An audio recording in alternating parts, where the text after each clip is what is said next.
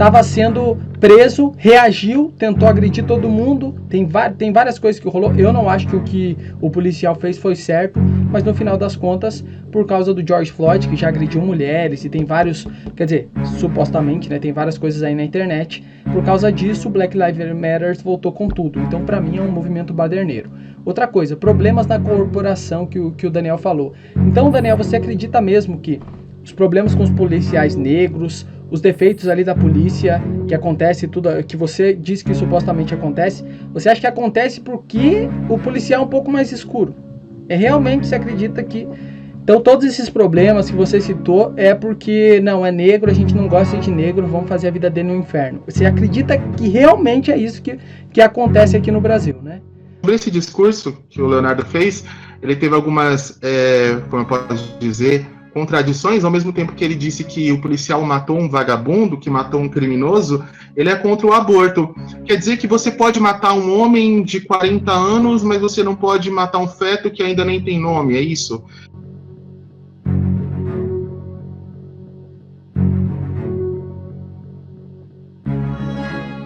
Bom dia, boa tarde, boa noite, independente do horário que vocês estiverem assistindo aí. Agora vai estar sendo iniciado o debate aqui com o Leonardo Gomes, do canal Rapper de Direita, e com o Daniel Gonzaga, do canal Danificando React, né? Caso vocês não saibam, eles marcaram esse debate por conta de um react iniciado pelo Leonardo, do Rapper de Direita, da música Eu Não Sou Racista, do Negomax, a qual ele colocou suas opiniões acerca da letra da música. O Daniel rebateu as opiniões, e aí, para poder chegar numa conclusão de tudo isso, eles resolveram, então, marcar esse debate que está sendo iniciado aqui. Eu me chamo Davi Barbosa, eu sou o mediador do debate, e eu vou estar explicando a estrutura. Primeiramente, o debate ele vai ser focado em 10 perguntas principais, e depois a gente vai ver possibilidades para ter mais perguntas. Essas 10 perguntas principais, elas foram formuladas a partir da letra da música Eu Não Sou Racista, do Negomax. Elas podem também pincelar algumas falas que eles disseram nesses vídeos postados referente à música, mas principalmente são focadas na letra da música Eu Não Sou Racista, do Negomax, certo? Em relação ao tempo do debate, a pessoa ao qual eu me dirigir a pergunta vai ter 2 minutos para poder falar, depois vai ter uma réplica da segunda pessoa que irá falar de 1 minuto, e depois uma tréplica da primeira pessoa de 1 minuto também, certo? Então, posso iniciar aqui? É importante a gente, frisar aí que o debate ele pretende ser uma troca de ideias. A gente vem aqui para dialogar, colocar os nossos pontos de vista, acima de tudo respeitando a opinião do outro, discordando. Acho que, evidentemente, existem pontos que a gente vai discordar, mas, acima de tudo, a gente vai se respeitar aqui e dialogar, que eu acredito que é o mais importante.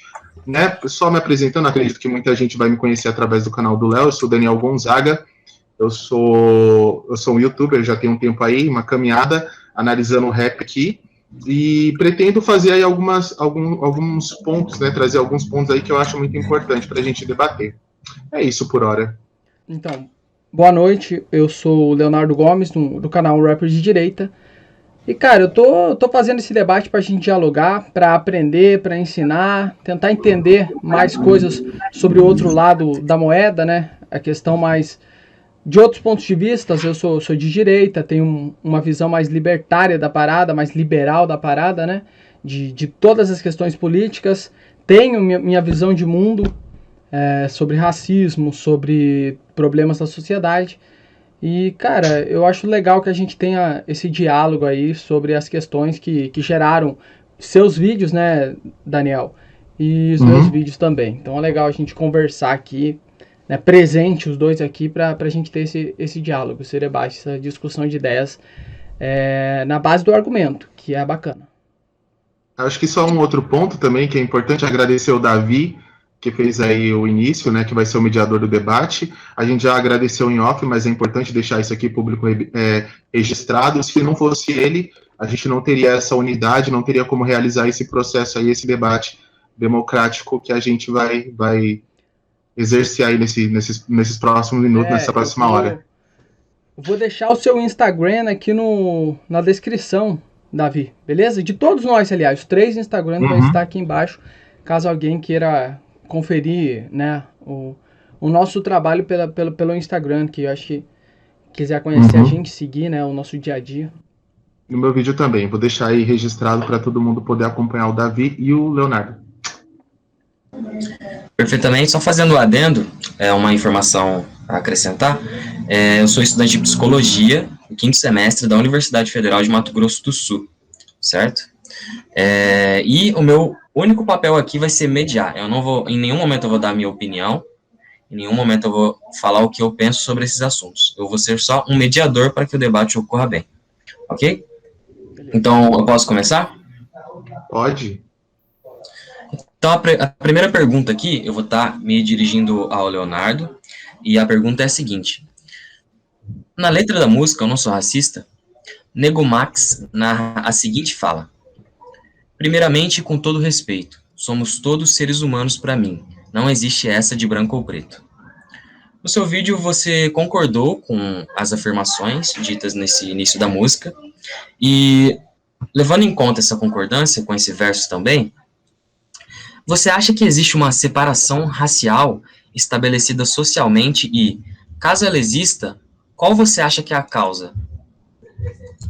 Cara, eu não acredito que exista um tipo de racismo instruído, digamos assim, na sociedade, que todo mundo é racista sem perceber, não acredito nisso. Eu acredito que o nosso país é um dos países que mais repudia o racismo, porque você vê quando acontece casos isolados de racismo, por exemplo, com aquele Matheus do iFood lá, não sei se vocês ficaram, se vocês chegaram a ver, todo mundo provavelmente viu, porque a mídia bombou bastante.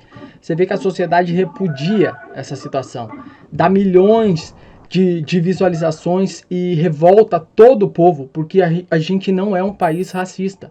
O povo que está assistindo em casa, por exemplo, tenho certeza que todos vocês, não tem ninguém que concorde com o racismo.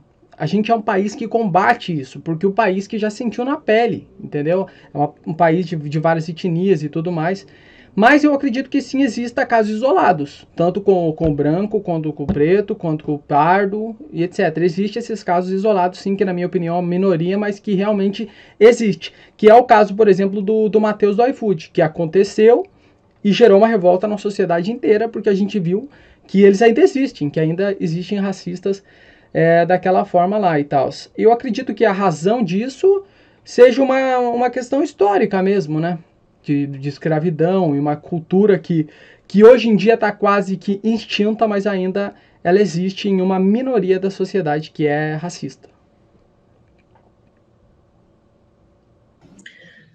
Perfeitamente. Daniel Gonzaga, você vai ter agora 1 minuto para a réplica. Bem, como o Leonardo bem colocou, existe uma história, existe todo um processo cultural que a gente vive, mas eu discordo desse ponto que são questões pontuais. O racismo, ele realmente é estruturado na nossa sociedade, a gente vê diariamente, não são casos esporádicos, não são casos isolados, a gente vê com uma certa frequência, constantemente a gente vê algum tipo de preconceito na televisão. No ano passado a gente teve esse caso do Matheus, mas a gente teve uma outra dezena de casos, tivemos pessoas sendo mortas, negros, né, sendo mortos em supermercados, de uma maneira que eu diria até covarde, de uma maneira que eu diria premeditada, porque a nossa sociedade ela se baseou muito nisso. Então eu acredito que o racismo, muitas vezes, ele é realizado de uma maneira subconsciente, porque a nossa estrutura social, cultural, ela foi moldada, ela foi criada sobre esses estereótipos, digamos assim. Então a gente pode ver que existem uma série de fatores. Deu tempo aqui. Okay. Tá? Ok. Ok. Eu queria fazer a minha réplica. Sim. Ok. Agora o Leonardo vai ter 1 minuto para a tréplica. Então, queria falar sobre o que o Daniel falou ali, que eu discordo completamente. Eu acredito que essa visão de que exista racismo em toda parte, é aí o principal ponto que eu discordo, que é o vitimismo da parada. Você vê no Big Brother, entendeu? Big Brother, falou mal do meu cabelo, racismo. Você vê, por exemplo, que ele citou ali questão do mercado, eu acho que ele quis dizer lá no Carrefour, quando o vagabundo que entrou no Carrefour e arrumou briga com seguranças, quase agrediu mulheres, foi assassinado, que foi errado da parte do Carrefour, mas creio que isso que aconteceu foi por outros motivos e não pela cor da pele do indivíduo. Se caso, né, o Daniel tenha citado aquela questão do Rio Grande do Sul, do acontecido do ano passado. Entendeu? Então eu acredito que, para terminar, eu acredito que tem uma grande banalização dos fatos.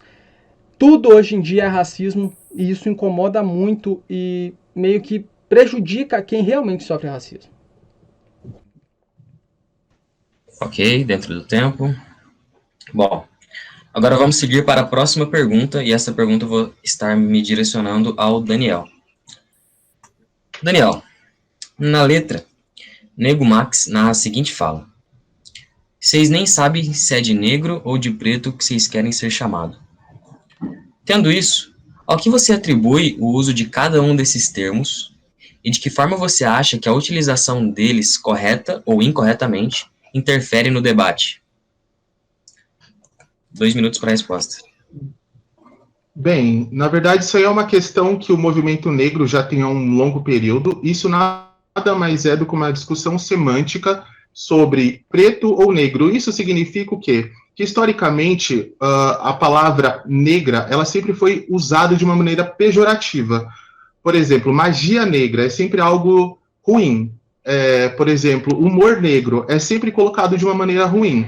Então, quando a gente vem falar, por exemplo, se colocar como uma pessoa negra, muitas pessoas acreditam que isso traz toda essa negatividade. A gente acredita que, de fato, quando você fala, eu sou negro, a gente também fala, negro está associado a essa coisa ruim, a magia negra. E preto, de um tempo para cá, historicamente, também começou a ser utilizado de uma maneira incorreta.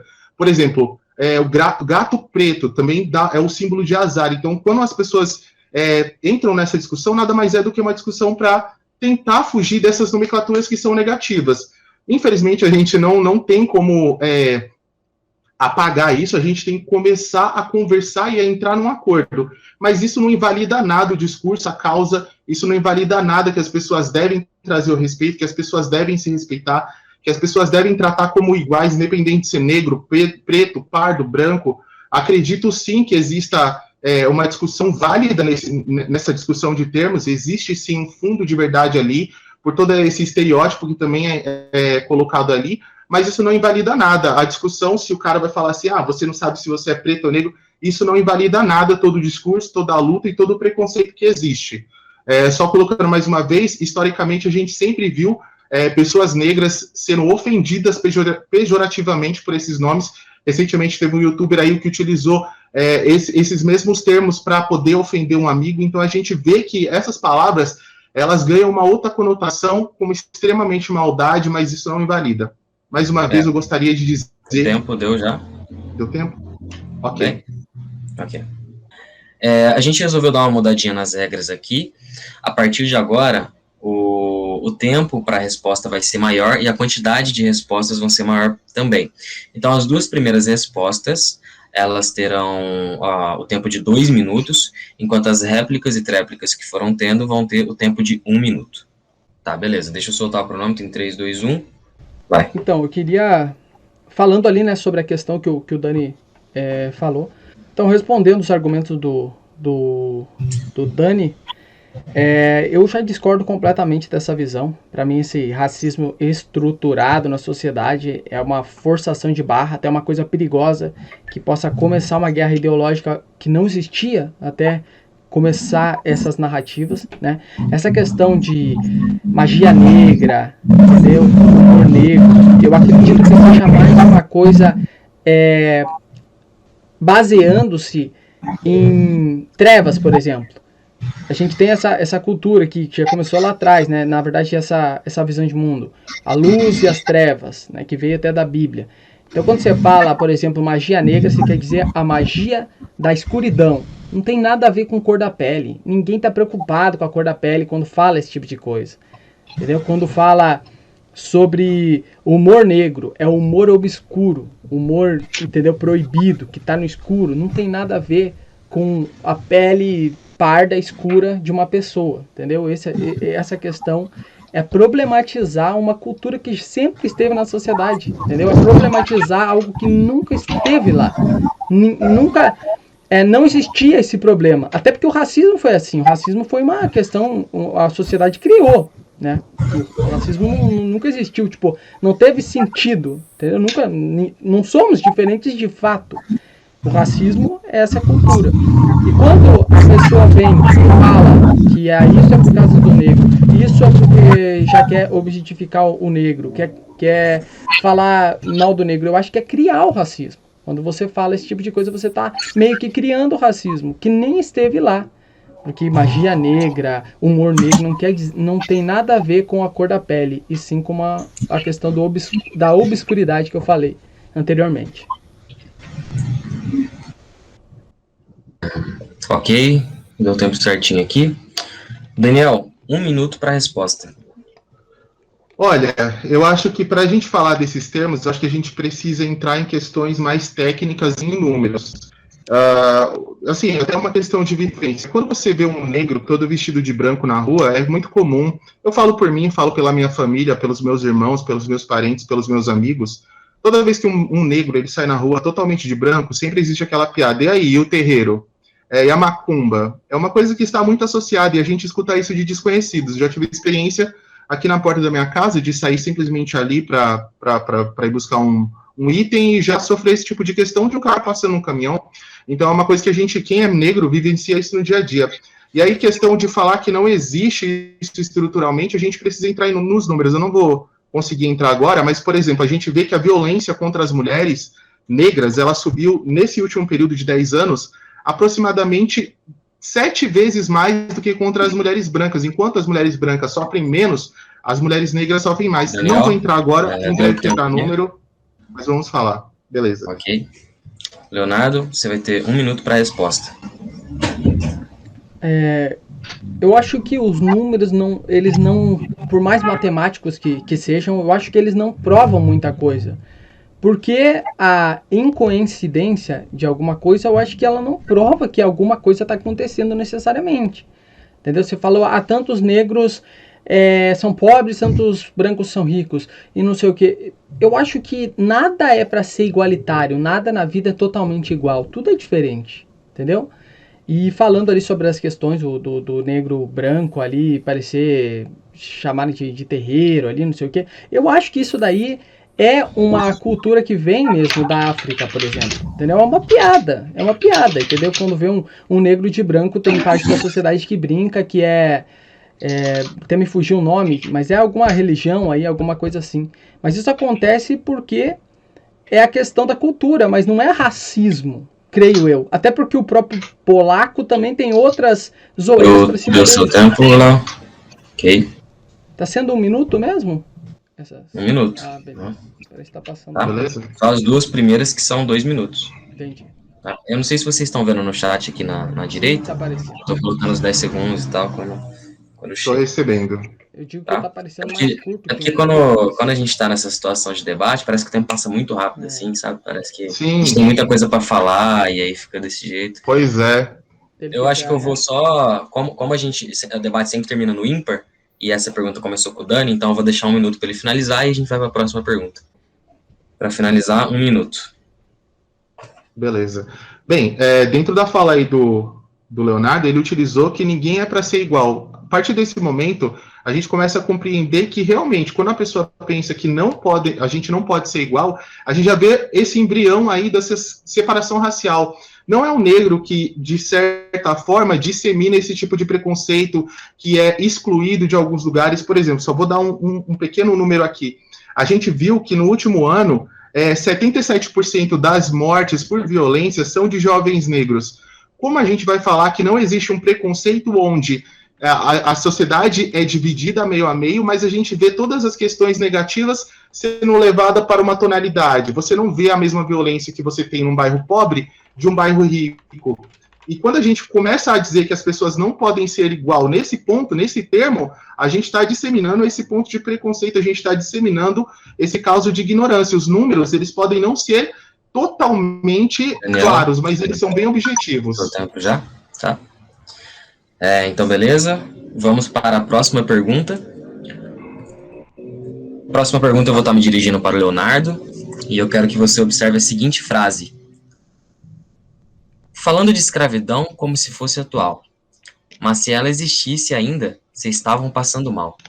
Já passaram 200 anos e vocês ainda estão nessa? Não conseguem sair da fossa e diz que a culpa é nossa? Em seu vídeo de React, você comentou sobre reconhecer o histórico de racismo no passado, mas não acha adequado impor culpa nas gerações presentes. Tendo isso, você acha que a escravidão abolida no Brasil em 1888 ainda reflete de alguma forma nas relações sociais atuais? 2 minutos para a resposta. Acredito que sim, esse acontecido histórico, ele reflete nos dias atuais, pouco, mas reflete. Só que eu acredito que não seja necessariamente para o negro, e sim para uma sociedade inteira. Desde mim, entendeu? Por exemplo, eu tenho alguma ancestral, uma bisavó que seja negra, essa dívida meio que já veio para mim, entendeu? Então eu acredito que tá no Brasil, sim, o Brasil tem realmente essa, entendeu? Essa pobreza gerada, essa miséria que a escravidão deixou. Mas dentro dessas pessoas pobres, dessa desigualdade que aconteceu por causa da escravidão, eu acredito que tem brancos, negros, pardos, entendeu? Várias morenos claros, morenos escuros, várias cores que estão sofrendo sim pelo que aconteceu muito tempo atrás, anos atrás. Então eu acredito que sim, que exista, mas não acredito que seja culpa da geração atual, como eu falei, e também não acredito, né, que seja só para o negro mais escuro possível. Eu acredito que seja várias cores diferentes, né, várias etnias diferentes que sofreram por causa da escravidão, porque os negros se relacionaram com brancas de lá para cá e, mano, mixigenou, digamos, não sei se é essa palavra correta, mas o país onde a gente mora. Então, eu acho que aconteceu bastante isso.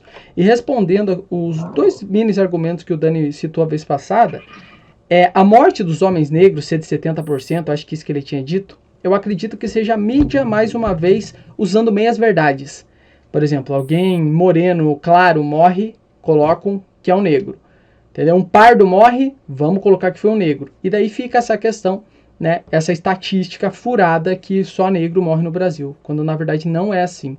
Outra coisa, a desigualdade é natural, por mais que seja ruim, é natural. Tem pessoas maiores, tem pessoas menores, mais ricas, mais trabalhadoras que as outras. Eu acho que a desigualdade é natural, por mais que seja uma coisa ruim. Léo, já deu. Tudo bem.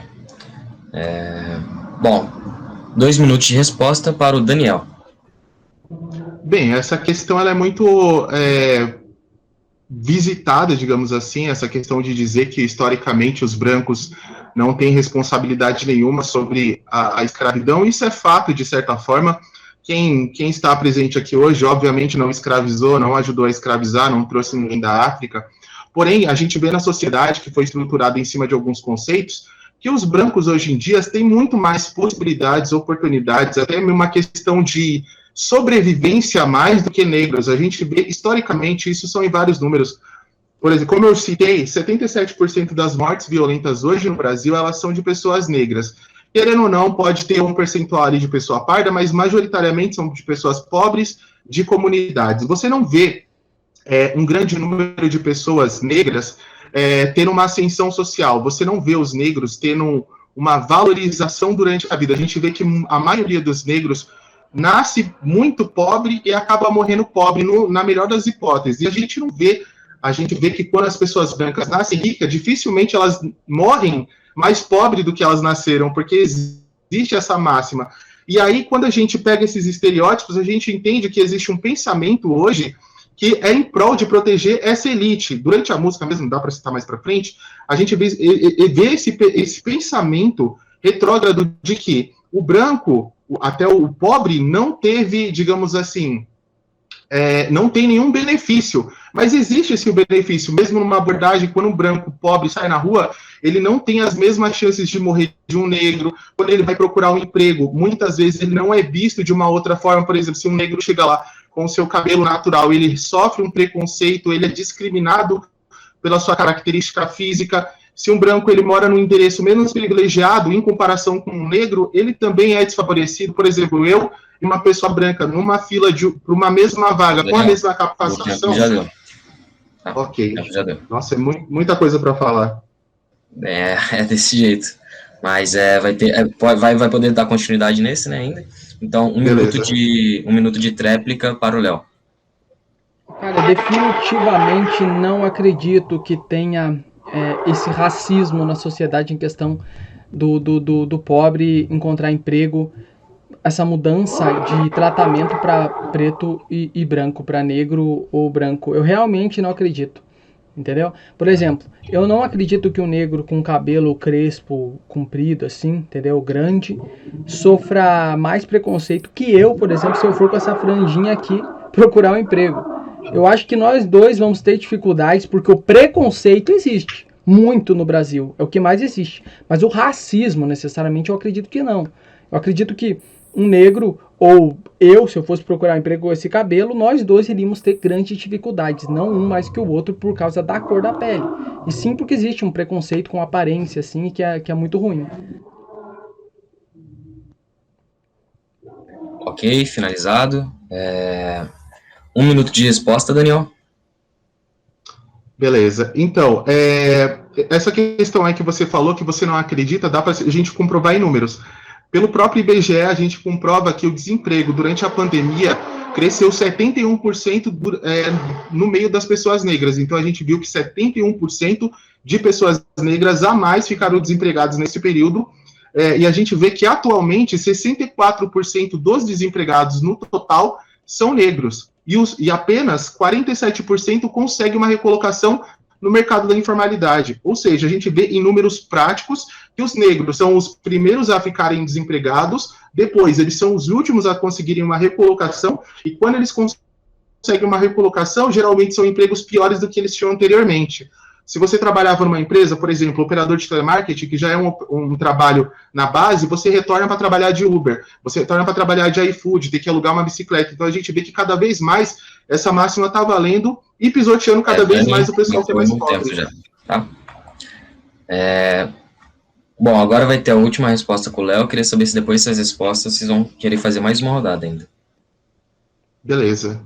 Vocês querem? Bom, o Dani que escolhe, eu termino, né, essa parte aqui, então...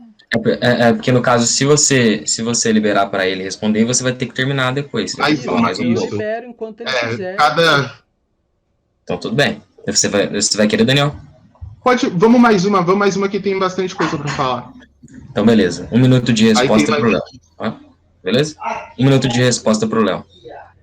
Então, a gente está num momento do país que a gente tem milhões, se eu não me engano, a gente tem uma quantia de 10 a 12 milhões de desempregados aqui no Brasil. Eu não acredito definitivamente que 90% desses 12 milhões, né, seja negros. A conta não bate no que o Daniel tá querendo explicar. Isso não tem muito sentido. Quer dizer, 90% desses 12 milhões de desempregados são negros. Como se a maioria do Brasil é pardo? Então quer dizer que a maioria do Brasil dos pardos estão empregados e é só negro que está desempregado? Essas contas meio que não batem. Se a maioria dos negros, se só negro que está desempregado, mesmo se 90% dos desempregados são negros, então são todos os negros que estão desempregados e todos os pardos estão empregados. É uma questão que não tem muito sentido. Ou talvez só apenas 10% dos pardos tempo aqui, tá? sejam desempregados. Vou bater o tempo. Tá. Daniel, 1 minuto de resposta. Ok, só fazendo uma correção, eu não falei 90%, eu disse que nessa pandemia, 71% das pessoas que perderam o emprego foram negras, ou seja, 71% das pessoas que ficaram desempregadas nesse período, elas são negras. Isso não é por acaso. Como eu disse, é um número muito grande. Por mais que você tire 10% de pardos que entram nessa conta, a maioria, majoritariamente, continua sendo negra. Então, você falar que, e aí também tem pardo, é um número muito, digamos que, irrelevante para dizer que essa totalidade é insignificante. Mais da metade continua sendo preto. Você pode tirar 10, pode tirar 20, a maioria continua sendo negra. O que eu disse é que atualmente 64% dos desempregados procurando emprego aí pelo menos 3 ou 4 meses, segundo o IBGE, são negros. Isso é um número estatístico e irrefutável. Você vê que os negros, eles são os primeiros a perder o emprego e depois são os últimos a conseguirem uma recolocação, como eu disse. Daniel, e a maioria consegue...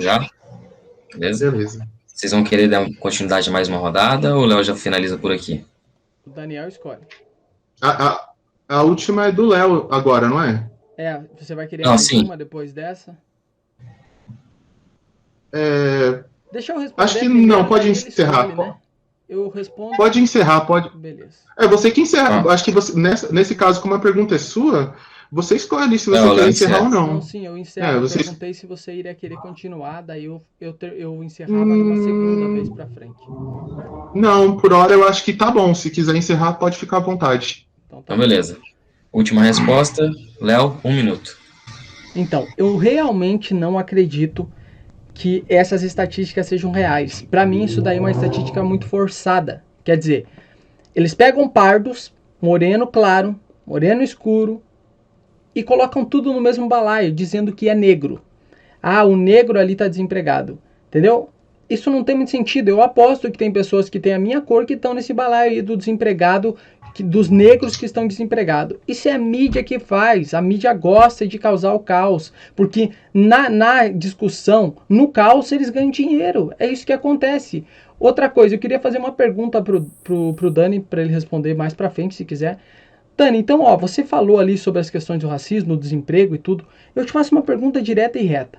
Então, você acha que dos 12 milhões de desempregados, você acredita que a grande maioria é negro, e você acredita que esses negros estão desempregados porque o povo branco não gosta de preto e não quer que eles trabalhem? Deu tempo já, Léo?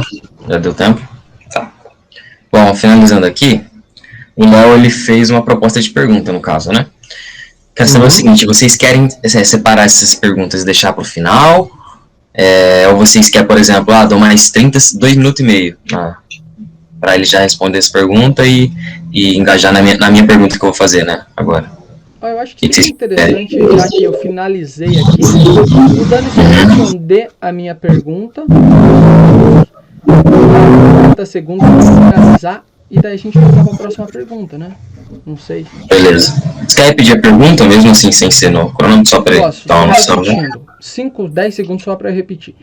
Tá. Dani, você acredita que dos 12 milhões, mais ou menos, né, que a gente tem desempregado no país, você acredita mesmo que perto de 80% ali é negro, né? E você acredita que desses negros, você acredita mesmo que eles estão desempregados porque o povo branco não gosta da cor deles?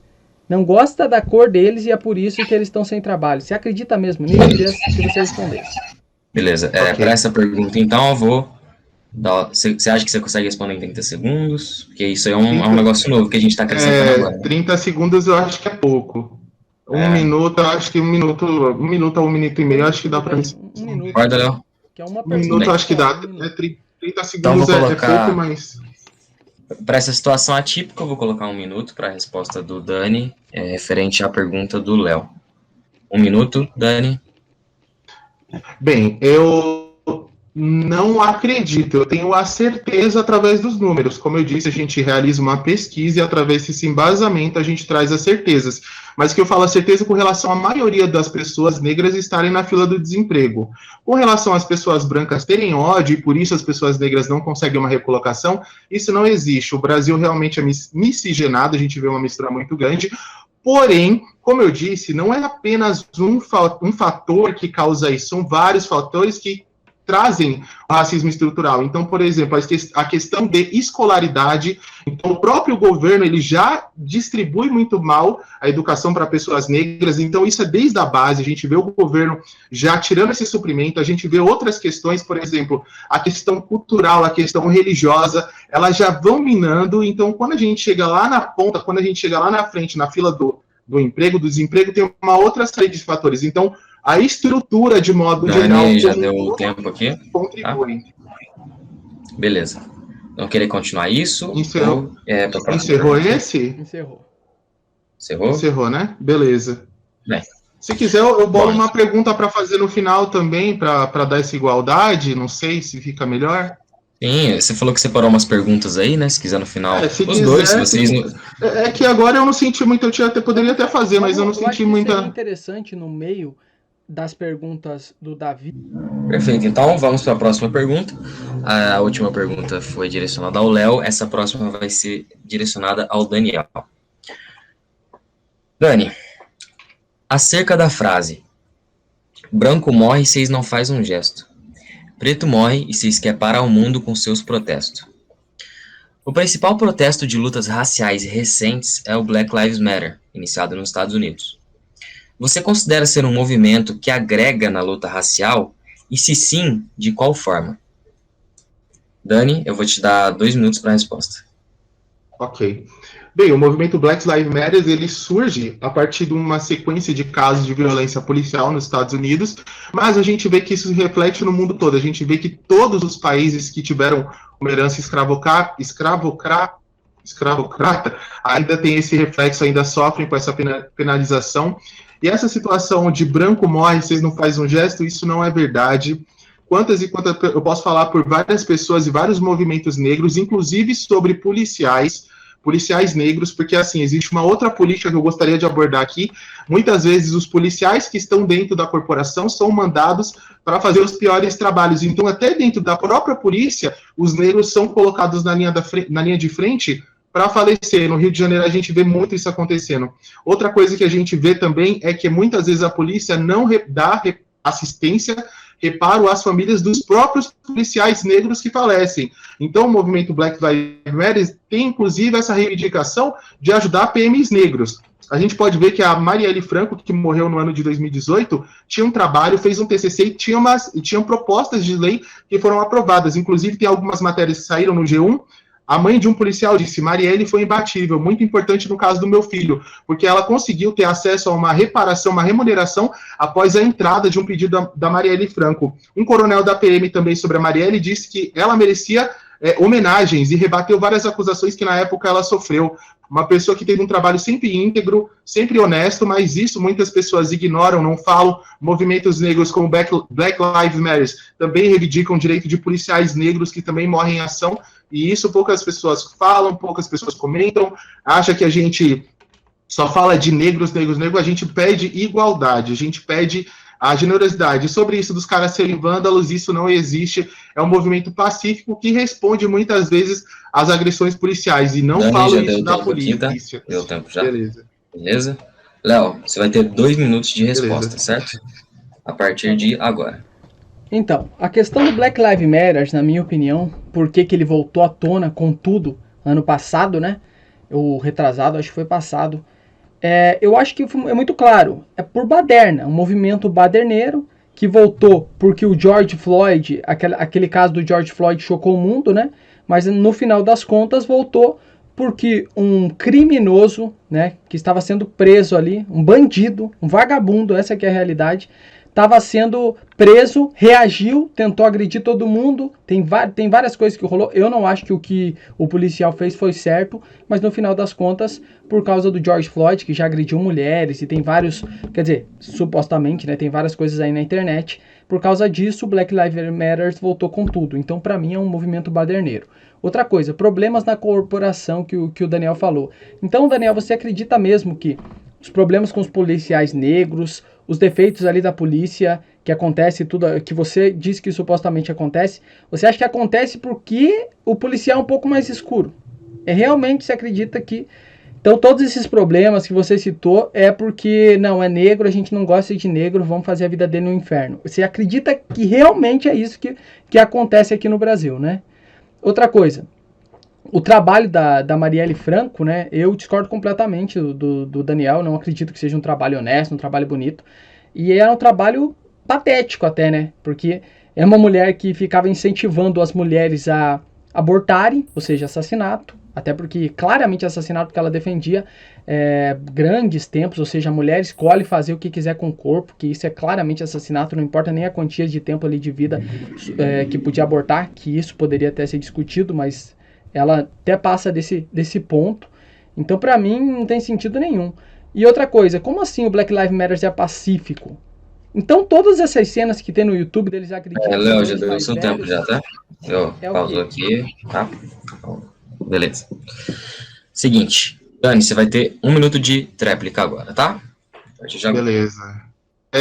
Sobre esse discurso que o Leonardo fez, ele teve algumas, como eu posso dizer... contradições, ao mesmo tempo que ele disse que o policial matou um vagabundo, que matou um criminoso, ele é contra o aborto. Quer dizer que você pode matar um homem de 40 anos, mas você não pode matar um feto que ainda nem tem nome, é isso? Então ele acredita que é válido o policial matar quando a pessoa tem uma família, tem que sustentar uma família, mas ele não acha justo a pessoa decidir sobre um feto que está no corpo dela. Bem, outra coisa que ele levantou, eu gostaria de falar, sobre a questão da Marielle. Bem, você pode discordar à vontade, mas não é o que a mãe dos policiais acha, não é o que o pessoal da PM que conheceu ela acha. Inclusive, já teve várias referências, várias homenagens. Então, quem conheceu tem uma outra opinião. E outra coisa, por exemplo, com relação ao crime que ele cometeu, sabe o que ele fez? Ele passou uma nota falsa. Aqui no Brasil, você já viu alguém ser morto por uma nota falsa, por ter passado uma nota falsa? E nem se provou que a nota era falsa. Ninguém nunca encontrou essa Daniel, nota para dizer que era tempo falsa. já, tá? Ok. Deu tempo. Vamos lá, Léo, você vai ter 1 minuto para sua resposta, tá bom? Então, primeiramente eu queria saber da onde que o Daniel tira que um homem de 40 anos morrer é natural para mim. Em nenhum momento eu disse isso. Não lembro de ter dito que a morte do George Floyd é legal. Até falei que não concordo com a atitude do policial. Falei lá atrás. Outra coisa, posso te garantir que, quer dizer, supostamente, né? Porque senão tem que pegar dados e ninguém tem essa condição de pegar a corporação inteira. Mas eu posso chutar, dar um palpite que a maioria da corporação da PM não vai com a cara da Marielle Franco e não tem nenhum apreço a ela. Talvez uma minoria ali, entendeu? Que apoia. Outra coisa, a questão do George Floyd ali, da nota, né? Que ele disse. Isso foi o que aconteceu naquela hora, mas o que eu falei de criminalidade é de muito tempo atrás, que ele já tinha a sua ficha totalmente suja. Quando ele foi abordado, ele quis reagir e foi aí que foi causado a morte dele. Discordo dela ter acontecido daquela forma, mas a culpa agora, tá? foi do vagabundo, do George Floyd. Beleza, tempo deu agora. Beleza. Dani, vocês vão querer continuar essa, porque senão vai ser a última resposta agora do Daniel. Não, vamos continuar, tem bastante informação ainda. Tudo bem. Então, tá. Vamos lá. 1 minuto de resposta aí, Daniel. Bem, com relação ao que a corporação acha ou deixa de achar, é uma coisa que diz respeito individualmente à corporação. Quem conheceu ela, quem trabalhou com ela, quem teve contato, aprovou. Então, por exemplo, muitas pessoas nem me conhecem, já estão fazendo um julgamento, qual é o embasamento, tá ligado? Qual é a vivência? Nenhuma. Então, isso aí se torna irrelevante. O que você deixa de achar, o que fulano deixa de achar, o que a gente sabe é que quem teve contato, como a mãe de um policial, não só apenas de um, como familiares de vários, e ela tem um projeto com várias mães, vários filhos, vários pais de policiais, eles dizem totalmente o contrário, entendeu? Bem, e outra coisa, o George Floyd, você está chamando ele de vagabundo, mas pelo histórico dele, mas naquele momento o policial ele não tinha nenhum histórico, ele simplesmente foi ali, e aí beleza, o cara resistiu, mas durante 3 minutos a gente vê que ele está completamente imobilizado, inconsciente no chão, e o policial continua pisando nele. Durante esses 3 minutos que ele estava desmaiado, como ele pôde agredir o policial? Daniel, o tempo deu aqui, tá? Tá bom. Bom, Léo, você vai ter 1 minuto aí para resposta. Então, o embasamento que eu tenho ali sobre a polícia e como eu falei que a maioria eu acho que não gosta, não admira a Marielle Franco, não é questão de preconceito deles, se fosse o caso, se eles tivessem essa opinião que eu falei que eles teriam, mas sim por causa da carreira como vereadora que a Marielle Franco teve, eu acho que ela era vereadora, né? Toda aquela carreira, todas as decisões que ela tomou, eu acredito que 90% da polícia, né? Só para resumir o ponto, não concorda com isso. Então não é preconceito, simplesmente não concorda da maneira que ela faz as coisas e da maneira que as decisões que ela tomou. Sobre a polícia, eu concordo contigo nessa questão. O policial agiu errado, deveria ser punido. E eu gravei um vídeo pro meu canal, putaço, quando aconteceu dele sair livre da pena ali, porque eu acredito que ele deveria estar preso até hoje, porque o que ele fez foi muito grave. Mas o George Floyd, sim, estava muito agressivo. E aquela já era a 3ª vez que o policial o imobilizou, pelo que eu li, os relatos que eu li, e ele continuava sendo agressivo. Léo, seu tempo deu aqui, tá? Seu tempo deu já. Beleza? Vocês vão querer continuar essa novamente ou finaliza no Daniel agora? Acho que eu quero fazer mais um, pode ser? Concorda, Léo? Concordo. Ok, tudo bem. 1 minuto de resposta, Dani. Olha, essa questão aí, realmente, o cara ele tem todo, assim como o caso do de Porto Alegre, o cara tem um histórico, como eu disse, ele não tem ali, o policial, na hora de abordar ele, não tem a ficha dele para saber do histórico dele, tem que fazer a pesquisa, então todo o ato dele ali é baseado em preconceito. O fato dele continuar pisando num cidadão que já está apagado é covarde, isso é preconceito. Ele fez isso porque ele sabia que ali não daria nada, que ele sairia ileso, então eles continuam reproduzindo. Isso aconteceu também lá no Rio Grande do Sul, já tinha acontecido aqui em São Paulo com outro rapaz que foi enforcado na frente da mãe, que ele já estava desacordado, e mesmo assim os caras continuaram estrangulando ele por minutos até ele vir a falecer. Então esse tipo de situação, já teve um menino no Habib's que passou pela mesma situação, já tivemos um caso de preconceito em lojas. Recentemente, agora no Instagram, a gente já viu um vídeo aí rodando uma senhora que foi pega simplesmente porque ela estava com uma bolsa parecida. Deu tempo. Beleza. Léo, 1 minuto de resposta.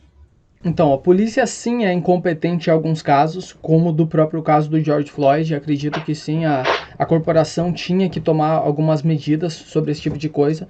Mas eu acho engraçado você não falar sobre o George Floyd, um cara de 2 metros de altura, agressivo, que tem um histórico completamente sujo. Como que você defende esse cara e diz que é racismo, sendo que o cara era criminoso de verdade? Foi tentar trocar uma nota falsa e você fala isso como se não fosse nada. Parece que você está defendendo bandido, Daniel. Negócio que é estranho. Eu aqui estou admitindo que a polícia realmente errou naquele caso. Mas o George Floyd é o principal problema. Ele é o cara que deveria estar preso pelo histórico dele. Questão de justiça básica. Entendeu? Eu acredito muito nisso.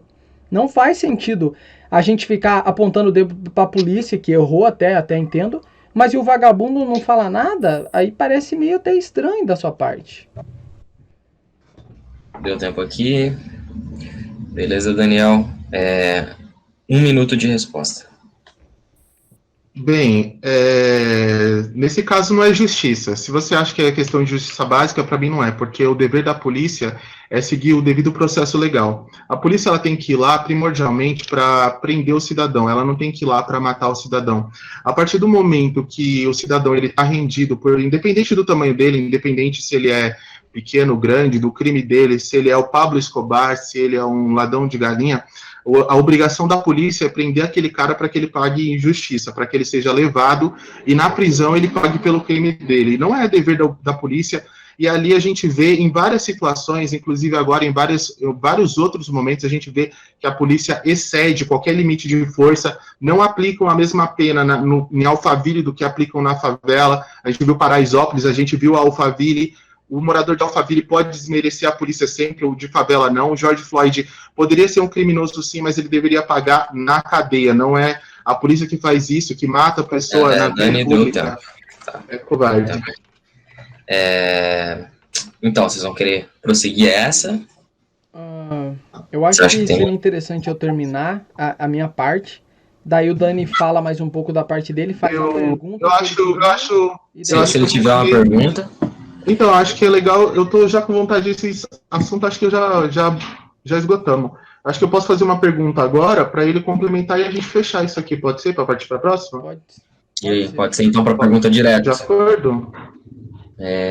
Bom, acho que como por ser uma pergunta, acho que não precisa de tempo. Deixa eu escolher uma aqui, escolher uma aqui. Faça a pergunta. É que tem umas 2 ou 3 que podem ser encaixadas, deixa eu só... Perfeito. Então faça a pergunta, então, e a gente... Bem, mediante essas informações, a gente sabe que a polícia, ultimamente, ela não tem seguido as regras, elas não têm entrado, por exemplo,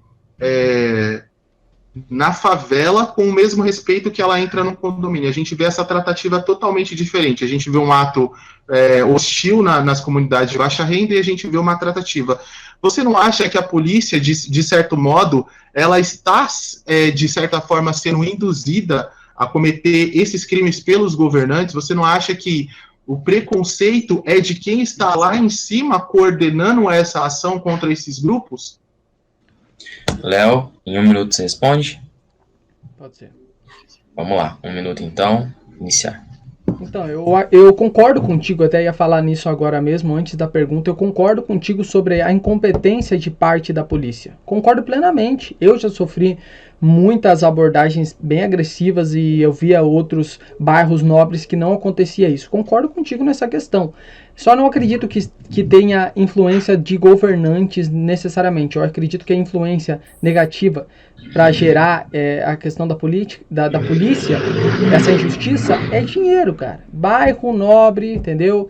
Advogado, juízes ali, a polícia tem esse tratamento errado, diferente, né? Baseando-se no medo mesmo de represárias. E é errado, acredito que o governo deveria tomar medidas certas para arrumar isso. E respondendo outras duas questões da vez passada, aproveitando um pouco do meu tempo, a polícia é incompetente sim em alguns casos, e eu concordo contigo, mas eu acho que a gente não pode generalizar de maneira... Deu tempo aqui, Léo? Deu tempo. Ok. Vocês vão querer continuar isso? Não, próximo, por mim. Eu acho que depois da questão, acho que já encerrou. Tá ótimo. Perfeito, então. A última pergunta foi direcionada ao Daniel. A próxima pergunta vai ser direcionada ao Leonardo, ok? Léo, na primeira metade da letra, Nego Max também narra uma crítica do personagem em relação às cotas raciais. No seu caso, você já se demonstrou contrário a esse tipo de cota. E nesse caso, gostaria de saber se você considera alguma forma adequada para a inclusão de um maior número de população negra e pessoas de baixa renda dentro dos institutos de ensino superior. Você vai ter 2 minutos para sua resposta, a partir de agora. Então, é difícil para mim falar sobre cotas quando eu já sou contrário à educação ser pública. Eu sou contra a educação pública. Eu sou a favor da educação privada particular. Ou seja, cada organização, cada escola privada ensina o que quer. E os alunos, à base das trocas voluntárias, aprendem o que querem aprender. Eu acredito que é assim que deveria ser a educação. Ou seja, eu te ensino algo, a gente faz uma troca de valores ali voluntária, e você aprende o que você quer. Eu te ensino o que você quer aprender. Esse tipo de troca voluntária que seria o ideal. A educação, você aprende o que quer aprender. Não uma escola que mais parece um quartel, onde você tem que estar lá, você tem que fazer sentido e você tem que aprender o que você não quer aprender, o que o Estado, os engravatados decidem que você quer aprender, né? Então, como eu sou contra a educação pública, já é difícil falar de cotas, porque eu já sou contra lá no início, né? Agora a questão da inclusão, né, que seria na educação particular, que eu acredito que seria o certo, pois olha, troca voluntária, cara. A escola que não quisesse ensinar negros ia perder dinheiro, porque com certeza ia ter outras formas de educação privada ali que iriam fazer um preço legal, iria acolher a comunidade, iriam ficar ricos à base de trocas voluntárias, ensinando, né, e ensinando o povo negro, que negro, pardo, moreno é a grande maioria do Brasil. Eu acho que todo mundo, sim, na minha questão lógica, iria querer fazer ali a sua escola aberta para todo mundo, para a maioria do povo do país onde está trabalhando, né? Então, eu acredito que é assim. E na base da influência também, se caso tivesse o racismo na sociedade, a gente tem que orientar, influenciar e mostrar que isso é errado. Mas não na base da força, porque tem que ser na aceitação, a questão de mudar a cultura, né? Só assim que daria certo. Então, Léo, deu seu tempo aqui. Dani, você vai ter 2 minutos para sua resposta. Bem, eu acho que a questão de cotas ela é fundamental. Discordo plenamente aí do meu colega que diz que as cotas que o ensino deveria ser particular. Eu acho que existem outras formas, existem alternativas. Não discordo que o Brasil hoje é uma amostra que você pode ter um sistema misto, onde existem sim escolas particulares, quem pode paga e quem não pode pagar vai para uma escola pública, e já existe isso, é misto, ninguém é obrigado a estudar numa escola pública hoje no Brasil. Você pode colocar a sua criança desde o primeiro momento na questão da escola particular. E a questão da escola pública para quem não pode pagar. Imagina você falar que para as escolas que só vai poder acessar o ensino quem tiver dinheiro para pagar. Imagina essas pessoas que hoje são mais fragilizadas, por exemplo, em comunidades pobres, que têm uma dificuldade para arrumar um emprego, que têm dificuldade para uma alimentação.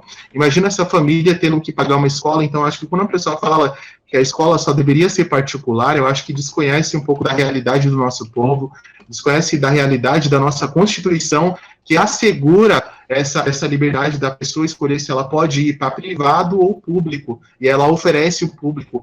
E muitas vezes, antigamente, a gente via que existia ensino público de muita qualidade. Hoje se mudaram algumas gestões, algumas diretrizes, e a gente perdeu isso. Mas é possível, sim, ter a escola de qualidade pública e a escola de qualidade privada, e as cotas são fundamentais para a gente construir uma igualdade. A gente pode investir tanto na base quanto no topo do ensino, para quem está começando, quanto para quem está no superior, e também na pós, que é uma questão que muitas pessoas não falam, mas hoje tem uma especialização, no Brasil é fundamental, as cotas estão aí para igualar esse número, trazer cada vez mais pretos para fazer essa diferença para dentro do ensino, e em breve eu vou trazer mais números aqui. Já deu seu pra tempo. Gente falar sobre. Vamos lá. Beleza. Léo, você vai ter 1 minuto de resposta e aí, em sequência, a gente decide se a gente vai continuar isso ou não, tá? 1 minuto. Léo, 1 minuto de resposta. Então, eu acho até muito conveniente do Daniel falar, né? Ah, mas hoje já existe a escola particular, você tem essa opção. É engraçado, né? Você não é obrigado a estudar em escola pública realmente, mas você é obrigado a pagar. E isso pra mim é roubo. Isso é claramente roubo. Imposto é roubo. Porque se não é voluntário, é a base da força, é roubo, é violência, é opressão, né? Então é lógico que hoje a gente tem uma educação particular cara, porque você tem que bater de frente com a pública, que é obrigatória. A pública é um monopólio, todo mundo é obrigado a pagar por uma escola, e se a pessoa não querer ir para aquela, ir para a pública e ir para outra, vai ter que continuar pagando da mesma forma. Isso para mim é uma ditadura, esse é o problema principal do mundo, na minha opinião. E, bom, vou deixar para responder as próximas mais para frente, que não vai dar tempo. Perfeito, acabou o tempo, então. Vocês vão querer prosseguir, então, essa discussão, né? Vamos. Beleza. Daniel. Essa aqui finaliza em mim ou finaliza no Léo? Essa finaliza no Léo, que a pergunta foi para ele. Beleza. Bom? Aí, bora? Tá. 1 minuto de resposta, Dani. É complicado, né? Porque eu não entendi esse ponto de vista. Para mim não fez sentido, onde ele diz que a escola tem que ser cara para competir de igual para igual, mas ao mesmo tempo ele diz que a escola pública não tem qualidade, ou seja, a escola particular tem que ser mais cara para competir com uma que é barata, que é de graça e ruim, e se todo mundo paga é roubo. Eu não compreendi esse ponto de vista, não fez sentido para mim, pelo menos.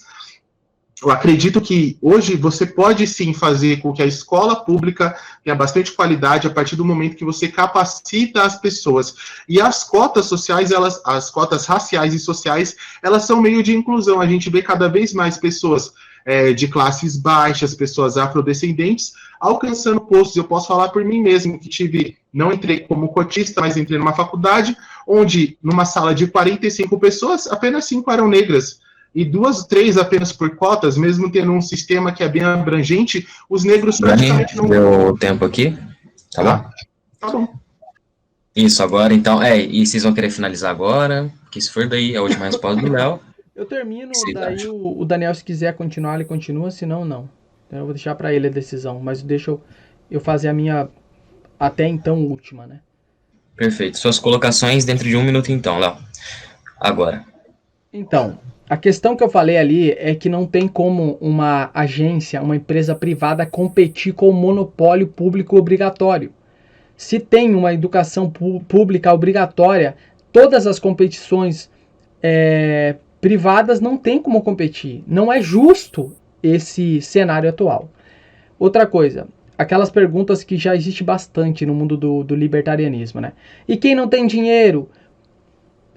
Então, essa é uma pergunta que tem bastante. Você tem que entender assim. Não tem dinheiro, não tem emprego. Hoje tem toda essa miséria rodando exatamente pela existência do Estado. O Estado não deixa ter emprego. O Estado não deixa as empresas privadas trabalharem sem pagar impostos absurdos, não deixam bares, mercadinhos trabalhar sem alvará. O Estado é o parasita, não o capitalismo. Outra coisa, faço uma pergunta para você. Se a educação pública é boa, por que ela não é voluntária? Tá, deu tempo, beleza? Então, bom, ele terminou com a pergunta e tal. Você vai querer continuar, então, imagina. Acho que eu vou responder e a gente encerra, pode ser? Eu já respondo a pergunta. Já tem uma pergunta também, né? Pode ser? Assim. Pode repetir? Eu quero que repasse. Porque o ensino público, se o ensino público é bom, por que ele não é voluntário? Ou seja, por que as pessoas não pagam o imposto direto para a educação pública opcional? Por que não é opcional? Por que é obrigatório? Tá. Dani, você vai ter 1 minuto a partir de agora. Bem, essa questão de ser opcional ou não, eu não entendo exatamente o porquê o Estado não deveria prover isso. Está na Constituição ali, que é um direito universal. Isso são coisas que todo Estado, pode ser majoritário, minoritário, pode ser mínimo, pode ser máximo, todo Estado, ele tem ali no seu cerne o embasamento que todas as pessoas devem ter educação. O Brasil, por ter consciência que o seu povo é muito pobre, muito carente, ele tenta fornecer isso de alguma maneira. E antigamente isso sempre foi fornecido com muita qualidade. Os mais antigos lembram que a escola pública era de qualidade. Essa questão de não conseguir competir, o público não conseguir competir com o privado com o público, não é verdade. Hoje em dia, quem mais ganha dinheiro aí na educação privada são os grandes conglomerados aí de faculdade. Unip, Uninove, Objetivo, são quem mais ganha. Então, esse lance de competição, e eles têm uma excelente qualidade também. Não existe isso. Isso aí é uma falácia. Deu o tempo. E aí, Léo, você vai querer responder? Como que vai ficar? Só os 30 segundos finais. Deixa eu colocar os 30 aqui, peraí. Uma configuração diferente. 30 segundos, então, para as considerações finais. Agora. Então, você não soube responder exatamente, né? Você citou a Constituição. Quer dizer, um papel onde políticos engravatados fizeram, você está dizendo que aquilo lá é a lei de Deus, né? Eu estou questionando, né? Mas enfim, você não soube responder por que o voluntário, não é voluntário a educação pública, né? Porque não teria educação pública, ninguém ia querer pagar por uma educação horrível dessa. E para finalizar, não concordo com você naquela questão de que a educação privada está ganhando, porque não está ganhando nada. Como que você vai competir com a educação pública se ela é monopólio da força? Não apareceu os 10 segundos dessa vez. Foi mal, porque como era 30, eu fiquei... Próxima pergunta, então, eu vou estar me dirigindo ao senhor Daniel Gonzaga. Daniel, na letra, o Nego Marques diz que a polícia brasileira é a que mais mata no mundo. No Brasil, morre um preto a cada 23 minutos. Como você considera o desempenho da polícia no Brasil? E, caso concorde com a afirmação da letra, por qual motivo atribui essa estatística e o que seria possível se fazer para melhorá-la? 2 minutos de... 2 minutos Essa pergunta... Boa. Essa pergunta é muito boa, mas ela vai ser difícil responder em 2 minutos. Eu acho que, primeiramente, a polícia que mais mata no mundo porque ela é a menos preparada. Assim, em todos os sentidos, eu acho que gera um ciclo. Ao mesmo tempo que a gente vê uma falta de educação de modo geral na população, isso também se reflete na polícia. Então, o fato da gente não receber essa instrução, esse conhecimento, todo esse embasamento para não ter o preconceito na nossa base, acaba gerando futuramente essas pessoas que desconhecem os seus direitos, que acabam cometendo erros. Então, a falta de educação também reflete numa sociedade menos igualitária quando o ser humano cresce. Bem, o que a gente poderia fazer para melhorar? Aí também eu vou entrar em outras questões técnicas.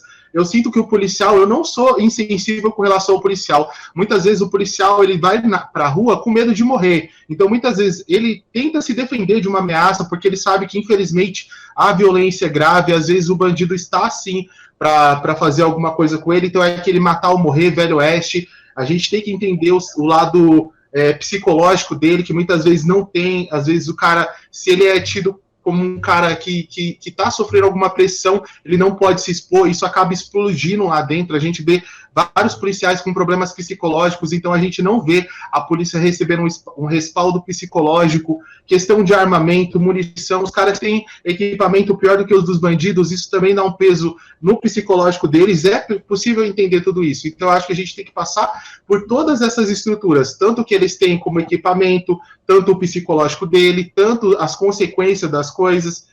Então, de modo geral, eu acredito que seja necessário a gente reformular a polícia como um todo, desde a sua base, desde o seu fundamento. A gente tem que voltar lá no início para entender como ela foi constituída, por que ela foi constituída, a quem ela serve e por que ela serve, tá ligado?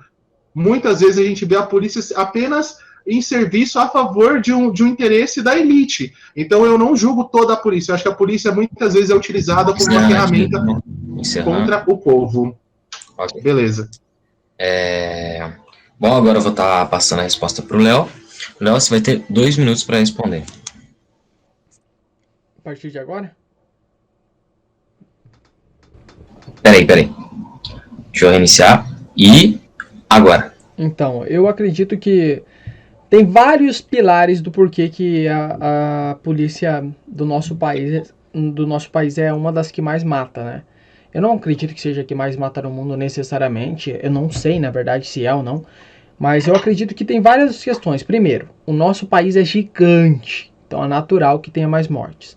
Segundo, a polícia realmente, no nosso país, tem muita incompetência no meio. Tem muito policial decente, batalhador, mas tem muita incompetência também. Tem muita fragilidade ali no ensinamento ali da polícia, porque tem muita inexperiência rolando, muita ineficácia e também incompetência dentro da corporação. Isso acontece muito, cara. Não sei por que isso consiste, mas é uma coisa que acontece. Mas os principais problemas é a criminalidade. A criminalidade do nosso país é enorme, entendeu? É um país perigoso. É por isso que tem tantas mortes. Poxa, é culturalmente conhecido para fora, né? Para fora do nosso país, internacionalmente falando, que o Rio de Janeiro é um inferno, né? Tem filmes que falam que são de bandidos, de criminosos, que eles vêm aqui para o Rio de Janeiro para se aliar com facções. A gente vive no inferno. É por isso que a polícia mata tanto, porque tem muita criminalidade aqui, muito bandido. E o porquê da criminalidade ser tão grande no nosso país, eu acredito que seja por causa do desemprego, da má educação, e eu acredito que a miséria gera violência. Isso acontece muito, entendeu? Então, há vários pilares, né? Que geram a miséria, que daí da miséria vem a violência. Então, para solucionar isso, eu acredito que apenas a conscientização e a empresa privada, o liberalismo consertaria isso, porque daria emprego e também oportunidade de verdade do adolescente sair da bandidagem. Finalizando, então. Ok. Vamos lá. 1 minuto de resposta e depois a gente vê se vocês querem continuar nessa discussão, tá? Daniel, 1 minuto a partir de agora. Olha, a gente teve um início ali de concordância, a gente entende que a polícia nem sempre é 100% responsável por todo esse caos, mas tem alguns argumentos que a gente não pode utilizar, e aí eu tenho que discordar frontalmente do colega, porque ele diz que a polícia brasileira, ela naturalmente mata porque o nosso país é grande. Existem outros países gigantescos, maiores que o Brasil, mais populosos que o Brasil, que não tem 1/3 disso. A gente vê, por exemplo, Estados Unidos é maior que o Brasil em questão de espaço, tamanho, território, e é maior que a gente em questão de população, e não morre metade do que morre aqui. Isso é um absurdo. Então a gente vê aqui acontecendo algumas coisas, aqui as pessoas matam, que nem morreu mais gente agora na favela lá do Jacarezinho, a polícia entrou, matou 27, isso não aconteceu em um dia inteiro nos Estados Unidos, é um absurdo. Isso eu tô falando numa favela só, é um absurdo. E aí essa questão também do público, da empresa resolver, não, tem estados na Europa que são totalmente socialistas e que não tem essa violência, que é tudo público e não tem violência. Beleza. Vocês vão querer continuar essa discussão? Eu queria só uma. Eu acho que rende mais uma rodada então. Léo, 1 minuto para você de resposta, a partir de agora. Então, o que eu falei é uma questão matemática. Se o país é gigante, naturalmente a polícia é maior, a criminalidade é maior. Então só foi assim meio que um detalhe para pimentar, não é a resposta exatamente, entendeu? Outra coisa, cara, eu entendo que realmente tem outros países que não têm esse índice de violência, países grandes, e eu não estou dizendo que não, entendeu? Só foi uma pequena argumentação para começar o processo que eu argumentei na vez passada, na rodada passada. Mas assim, cara, aqui tem facção, mano. Aqui tem favelas enormes, como eu falei, culturalmente conhecidas no mundo todo. Aqui a gente tem uma criminalidade enorme. Então é normal que tenha embates que gerem mortes. Infelizmente é natural, por mais horrível que seja. Não é normal, mas é comum.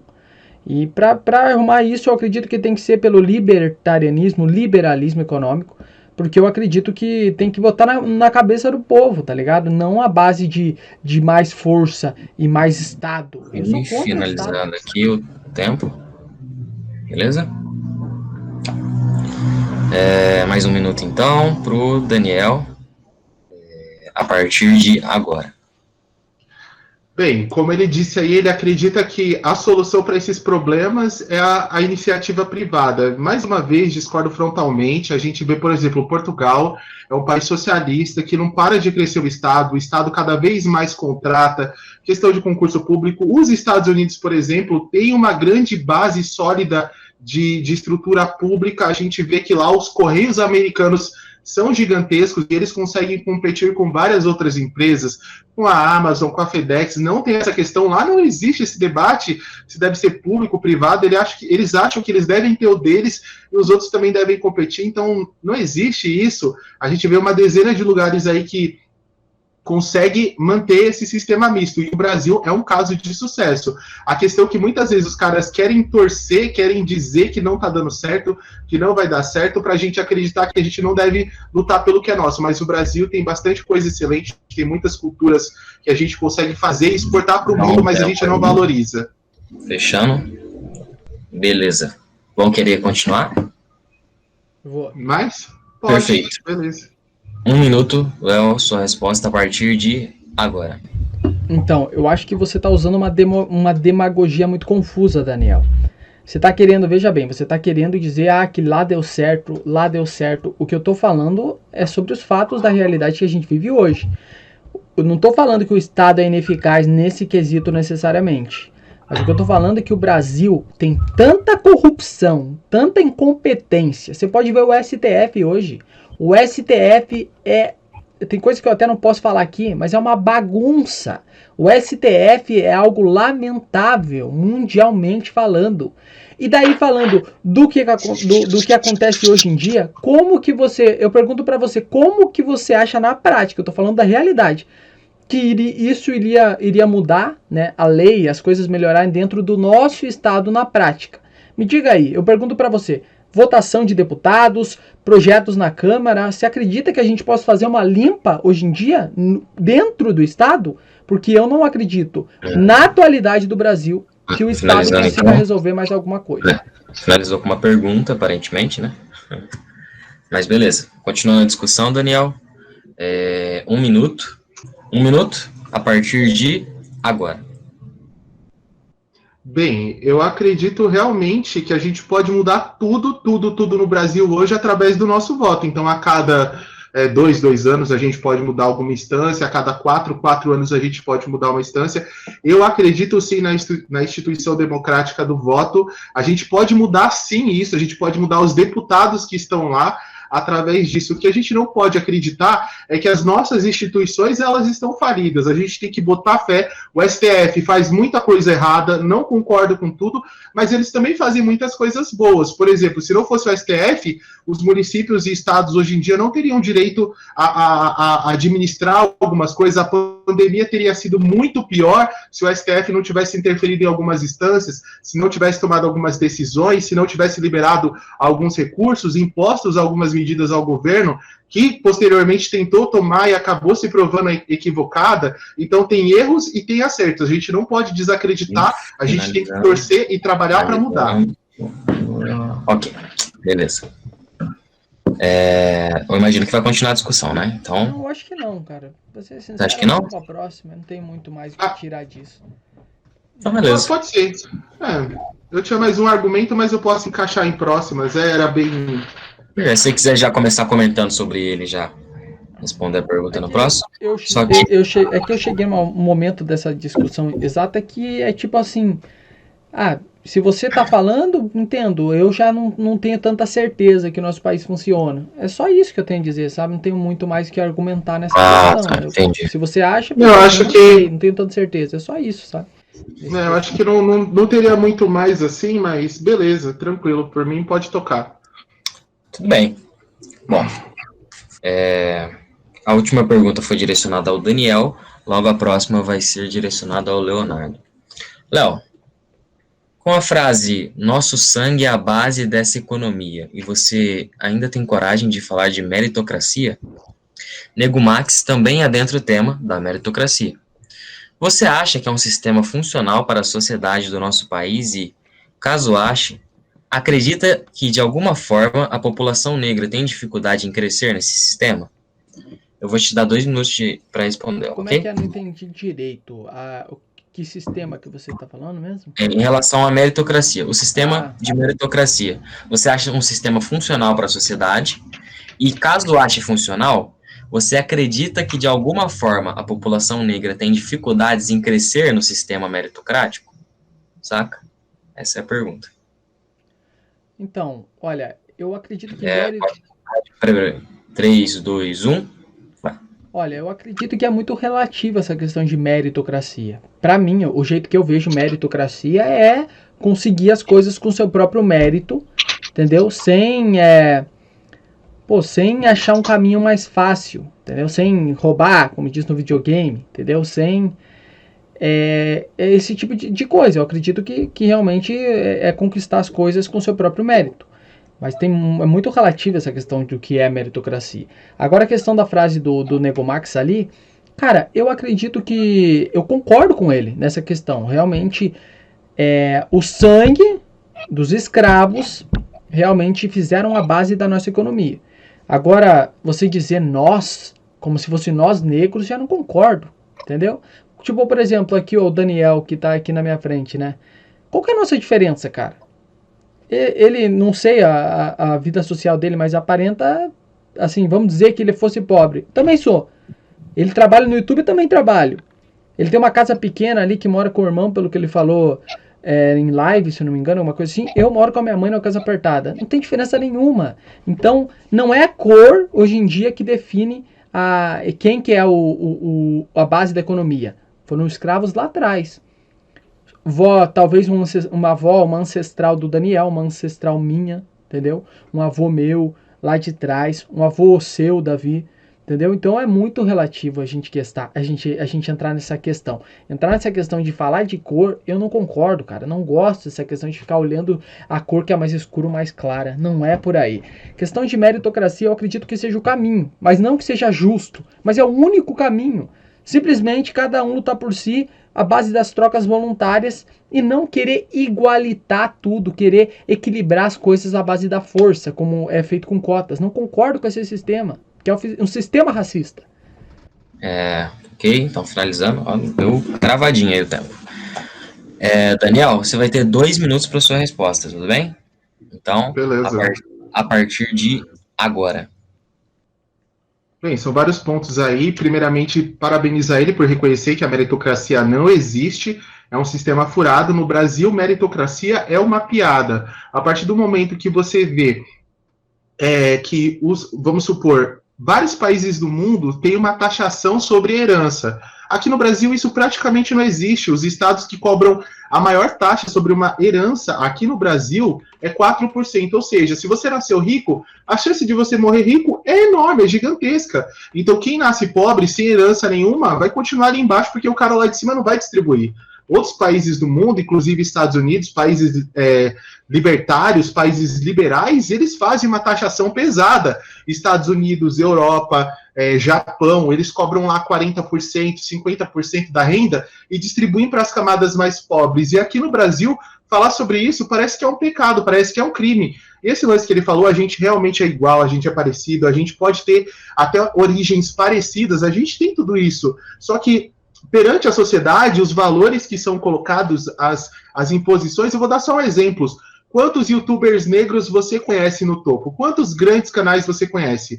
Nós somos canais aqui pequenos, vislumbrando ser médios, mas se você for pegar o top 10 do YouTube hoje, tem apenas um youtuber negro lá no top 20, top 50, então é muito pouco. A gente vê que não tem essa igualdade, que existe um pré-julgamento, que existe um pré-conceito. As cotas estão aí para fazer pessoas terem mais discernimento, para que elas possam alcançar. Quando eu nasci, eram pouquíssimas pessoas que tinham acesso à faculdade, hoje cada vez mais, isso graças a cotas, e mesmo assim ainda é muito pouco. Então a gente tem que pensar nisso desde a sua base, desde a sua estrutura. E, infelizmente, como ele disse, a gente tem que mudar a partir de ações práticas. Não vai ser com conversas, com hashtag que a gente vai alterar nada. Ok. Vamos lá, então, Léo, você vai ter 1 minuto de resposta agora, tá bom? A partir de agora. Então, eu não disse que meritocracia não existe, eu disse que é muito relativo, entendeu? Tem várias abordagens e pontos de vista sobre o que é meritocracia, entendeu? Esse é o ponto. Outra coisa, taxar fortuna não é o caminho. Não é bem assim como você falou, Daniel, sobre os Estados Unidos, as outras coisas. Eu não tenho tanta base técnica sobre esses quesitos, mas eu sei que não é assim como você está falando. Não existe esse tipo de socialismo nos Estados Unidos. Não é bem assim, não. E eu acredito que eu sou totalmente contra taxar fortunas, porque para mim isso é terrorismo. Você não pode taxar nada, cara. Quem tem, o dinheiro é dele, não deveria nem pagar imposto obrigatório, porque para mim tudo isso é opressão, entendeu? Isso é totalmente contra os valores que eu defendo, que é valores de liberdade individual, certo? Outra coisa, youtubers brancos, youtubers negros, eu acho muito relativo. Se você parar para ver, a maioria dos youtubers são pardos, ou seja, nem branco nem negro. É fácil falar que não existe muito youtubers negros no topo. Mas também não existe vários youtubers loiros no topo. A maioria é pardo. Finalizou. Beleza. Vocês vão querer continuar? Eu quero continuar. Perfeito, vamos lá. Dani, você vai ter 1 minuto de resposta, tá? Essa informação aí que isso é socialismo, não é. Isso, na verdade, é uma questão de bem-estar. Isso está na Constituição desses países. Eu vou ler aqui.